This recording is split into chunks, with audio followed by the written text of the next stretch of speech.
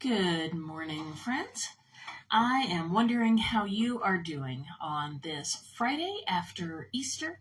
If you are in the northern Missouri area, try to get outside at some point because spring is truly springing. Flowers are blooming, both the ones on the ground and the ones in the trees, and it has just been some beautiful spring this week. And I've been thinking about that spring as that reminder of resurrection and that new life after a long, cold period of winter. Um, I'm thinking also about the way that resurrection sometimes isn't always neat. Sometimes it's a little messy. And so that sometimes is a part of resurrection as well. Sometimes we get the messy mud and that stage where, things just, before that beauty really bursts out, sometimes it just seems a mess. Sometimes it's under construction, it's loud, it's noisy, it doesn't always jump fully formed right away. Well, as I've been thinking about what resurrection means, I picked up a book that's been on my shelf for a little while, and it's called What Makes You Come Alive? And it's a book about Howard Thurman. And I don't know if you've ever heard of Howard Thurman before. We've used a few of his writings for some of our video pieces throughout the last couple years. But one of his most famous, well-known quotes is, "Don't ask what the world needs. Ask what makes you come alive and go do that. Because what the world needs is more people who have come alive."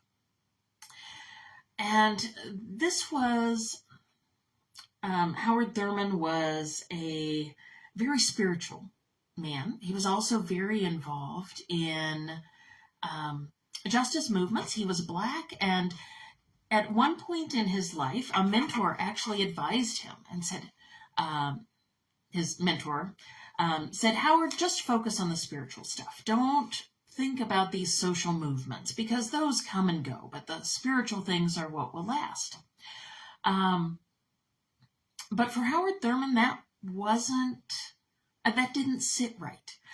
This mentor did not know what it was to be part of a group of folks who had been discriminated against. And so maybe it was easier for him to say, just focus on the spiritual things. But for Howard, he learned about God pointed to the way that God cares about justice for all God's beloved children. And he had this calling to use the spiritual to support others in all of their lives, including the pursuit of justice, which is important. And so to use spiritual practices like silence and solitude, connecting with nature, to feed this yearning for God that would sustain them in the work. Thurman didn't believe that he could just ignore the realities of racial injustice because he knew firsthand. He was born in 1899. One of the women that he used to read stories to had been a slave woman who was then freed after the Civil War. And so he knew this firsthand, and he wove spirituality and racial justice together into this beautiful type of sacred activism, an activism that wasn't just because it was the thing to do, place of this is who God is, and that God is about reconciliation and breaking down barriers that separate people, and bringing folks together around the person of Jesus Christ. And so this was all throughout Howard's life. I mentioned earlier this slave woman that he spent time with. She became a midwife and a laundress, and he would read to her. She was elderly and couldn't see well anymore, so he would spend time reading with her, and she would share the stories with him of what her life had been like, and she modeled for him how a person of God can thrive in a world that sometimes is very hostile. One of the ways that she told him that she survived the horrors of slavery was to remember what a traveling preacher, also a slave man, had told her. Each time he visited, he would look them in the eye and he would call them a holy child of God. And she repeated this to Howard Thurman as, you remember this. Don't forget that you are a holy child of God, a beloved child of God. She wanted him to know that because she knew that in the time he was growing up in the early 1900s, this was a time of Jim Crow segregation, and even though slavery was no longer officially legal, there was certainly discrimination and mistreatment that was still going on. And she wanted him to know how valuable he was, and that despite the fact that the world around him might try to beat him down, that he was loved by God, and to instill in him that belief about for Howard, because there was another part of his history that made following Jesus not as easy. He was born in Florida. His mother was a churchgoer, but his father wasn't. His father was sort of suspicious of the church, and he read a great deal, but he didn't attend church. And when Howard was only 7 years old, his father, who worked for the railroad, came down with pneumonia. And he was very ill. He suffered about 4 days at home, and then he died. And because his father was not a church member, several of the local ministers refused to officiate his funeral. One traveling preacher finally agreed, but then in his eulogy, he condemned Howard's father to hell because he was not a churchgoer. And so this is in Howard's background. He, for a long time, said he would have nothing to do with the church because he just did not understand how a minister who claimed to be a follower of Jesus could say this about someone he knew nothing about. For Howard, this did not seem to reflect the love of Jesus. And he once actually pledged that when he became an adult, he would never attend a church again. Now, that didn't happen in his life. He wound up going to college and then later to seminary. He was actually, we might even say, a little bit of a mystic. He had experiences with God that went beyond just what you would say. And he really connected with God, especially through nature. And his understanding of God was much more in line with what that Grandma Nancy that he used to read to had spoken to him about.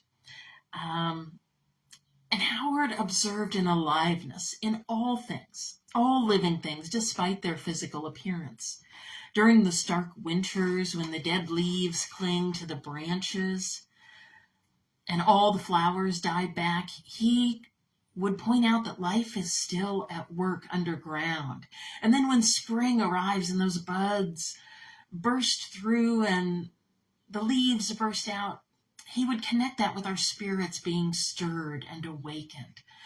And that inner shift from emptiness to fullness, stagnation to animation, and he tied that closely to the redeeming work, the resurrecting work that God does in the world. And this was part of his thoughts of aliveness and what it meant to walk with God, that God was always breaking down barriers. God was always at work. And he had a lovely way of doing this through all the things that were part of ordinary life. An ordinary mystic, right? He didn't join some kind of monastery and live completely apart from society.